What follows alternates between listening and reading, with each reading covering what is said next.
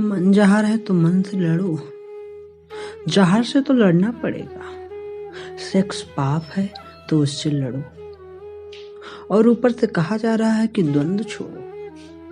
जिन शिक्षाओं के आधार पर मनुष्य द्वंद्व से भर रहा है, वह शिक्षाएं दूसरी तरफ कह रही हैं कि द्वंद्व छोड़ो। एक तरफ आदमी को पागल बनाओ और दूसरी तरफ पागल खाने खोलो कि बीमारियों का इलाज यहाँ किया जाता है। एक बात समझ लेना जरूरी है इस संदर्भ में, मनुष्य कभी भी काम से मुक्त नहीं हो सकता। काम उसके जीवन का प्राथमिक बिंदु है, उसी से जन्म होता है।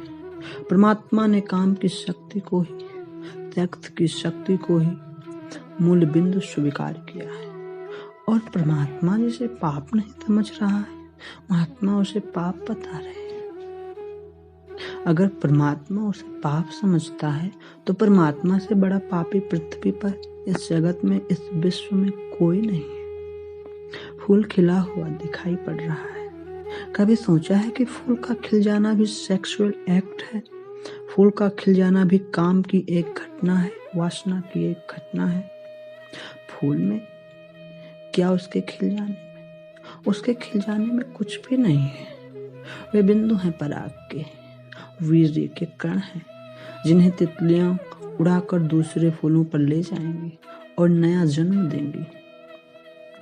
एक मोर नाच रहा है और कवि गीत गा रहा है और संत भी देखकर प्रसन्न हो रहा है, लेकिन उन्हें ख्याल नहीं कि नृत्य एक सेक्सुअल एक्ट है। मोर पुकार रहा है अपनी प्रेयसी को, अपने प्रेमी को, और नृत्य किसी को रिझाने के लिए नहीं। पपीहा गीत गा रहा है, कोयल बोल रही है। एक आदमी जवान हो गया है, एक युवती सुंदर होकर विकसित हो गई है। ये सब की सब सेक्सुअल एनर्जी की अभिव्यंजना है। यह सब का सब काम का ही रूपांतरण है।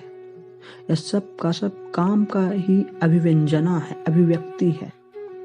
सारा जीवन, सारी अभिव्यक्ति, सारी फ्लावरिंग काम की है, और उस काम के खिलाफ संस्कृति और धर्म आदमी के मन में जहर डाल रहे हैं, उससे लड़ाने की कोशिश कर रहे हैं। मौलिक शक्ति से मनुष्य को उलझा दिया गया है लड़ने के लिए। इसलिए मनुष्य दीनहीन, प्रेम से रिक्त और खोटा और ना कुछ हो गया है। काम से लड़ना नहीं, काम के साथ मैत्री स्थापित करनी है और काम की धारा को और ऊंचाइयों तक ले जाना है।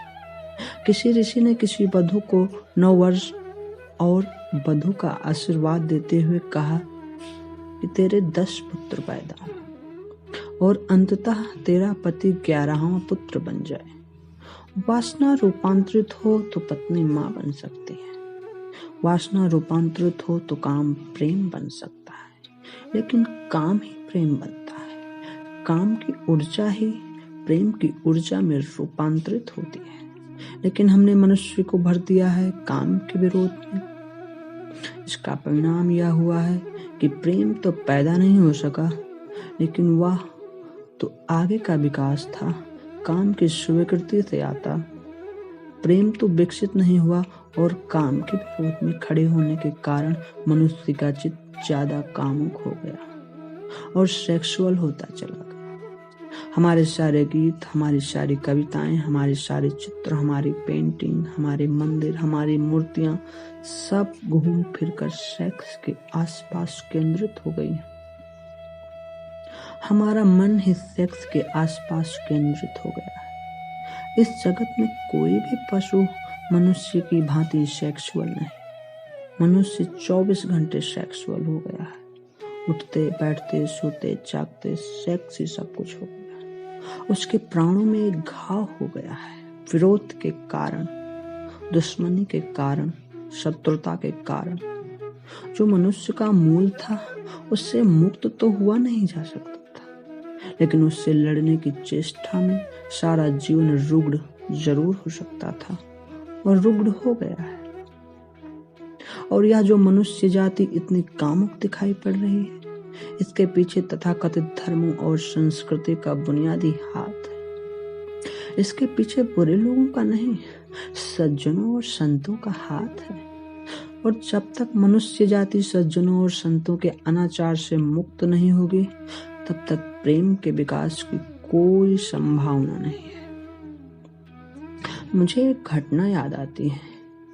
एक फकीर अपने घर से निकला था, किसी मित्र के पास मिलने जा रहा था। निकला है, घोड़े पर चढ़ा हुआ है।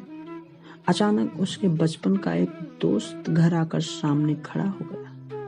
उसने कहा कि दोस्त, तुम घर पर रुको, वर्षों से प्रतीक्षा करता था कि तुम आओगे तो बैठेंगे और बात करेंगे, और दुर्भाग्य कि मुझे किसी मित्र से मिलने जाना है। मैं वचन दे चुका हूँ, वो वहां मेरी राह ताकता होगा, मुझे वहां जाना ही होगा। घंटे भर में जल्दी जल्दी लौट कर आने की कोशिश करूंगा, तुम तब तक थोड़ा विश्राम कर लो। उसके मित्र ने कहा, मुझे तो चैन नहीं है, अच्छा होगा कि मैं भी तुम्हारे साथ ही चला चलूं। लेकिन उसने कहा कि मेरे कपड़े गंदे हो गए हैं, रास्ते की धूल के कारण। अगर तुम्हारे पास कुछ अच्छे कपड़े हों तो दे दो, मैं पहन लूं और आपके साथ हो जाऊं। निश्चित था उस फकीर के पास कपड़े। किसी सम्राट ने उसे एक बहुमूल्य कोट, एक पगड़ी और एक धोती भेंट की थी। उसने संभाल कर रखी थी, कभी जरूरत पड़ेगी तो पहनूंगा। वह जरूरत नहीं आई थी कभी, तो आज निकाल कर ले आया खुशी से अपने मित्र के लिए। मित्र ने जब पहन लिए उसे, तब उसे थोड़ी सी ईर्ष्या पैदा हुई। मित्र ने पहनी तो मित्र बिल्कुल सम्राट मालूम होने लगा। बहुमूल्य कोट था, पगड़ी थी, धोती थी, शानदार जूते थे, और उसके सामने ही वह बिल्कुल फकीर मालूम होने लगा। नौकर चाकर दीनहीन दिखाई पड़ने लगा वह फकीर। और उसने सोचा कि यह तो बड़ी मुश्किल हो गई, यह तो गलत हो गया। जिनके घर में जा रहा हूँ उन सब का ध्यान इसी पर जाएगा, मेरी तरह तो कोई देखेगा भी नहीं। अपने ही कपड़े और अपने ही कपड़ों के कारण मैं दीनहीन हो जाऊंगा। लेकिन बार बार मन को समझाता कि मुझे ऐसा नहीं सोचना चाहिए, मैं तो फकीर हूँ, आत्मा परमात्मा की बातें करने वाला। क्या रखा है कोट में, पगड़ी में? पगड़ी में छोड़ो, रहने दो, कितना फर्क पड़ता है। लेकिन जितना समझाने की कोशिश की, कोट पगड़ी में क्या रखा है, कोट पगड़ी में क्या है, कोट पगड़ी ही उसके मन में घूमने लगा। मित्र दूसरी बातें करने लगा, लेकिन वह भीतर से तो कुछ और अंदर से कोट पगड़ी उसके मन में चले जा रहा है। भीतर उसके बस कोट और पगड़ी। रास्ते पे जो भी आदमी देखता उसको कोई नहीं देखता, मित्र की तरफ सबकी आंखें जाती। वह बड़ी मुश्किल में पड़ गया। या तो आज भूल कर ली, अपने ही हाथों से भूल कर ली। जिनके घर जाना था वहां पहुंचा, जाकर परिचय दिया कि ये मेरे मित्र हैं जमाल, बचपन के हम बहुत प्यारे दोस्त हैं। और फिर अचानक अनजाने मुंह से निकल गया कि रह गए कपड़े की बात, तो कपड़े मेरे हैं। जिनके घर गए थे वह भी उनके कपड़ों को देख रहा था, और भीतर उसके चल रहा था कोट पगड़ी, और उन्हीं की वजह से मैं परेशान हो रहा। निकल गया मुंह से कि रह गए कपड़े मेरे हैं। मित्र भी हैरान हुआ, घर के लोग भी हैरान हुए कि यह क्या पागलपन की बात है। ख्याल उसको भी आया बोल जाने के बाद, तब पछताया कि ये तो भूल हो गई। पछताया तो और दबाया अपने मन को, बाहर निकालकर क्षमा मांगने लगा कि क्षमा कर दो, गलती हो गई। मित्र ने कहा, मैं तो हैरान हुआ कि तुमसे निकल कैसे गया। उसने कहा, कुछ नहीं, सिर्फ जुबान थी, चूक गई। हालांकि जवान की चूक कभी भी नहीं होती, भीतर कुछ चलता रहता है तो कभी कभी बेमौके जुबान से निकल जाता है। चूक भी नहीं होती, माफ कर दो, भूल हो गई। कैसे यह ख्याल आ गया, कुछ समझ में नहीं आता।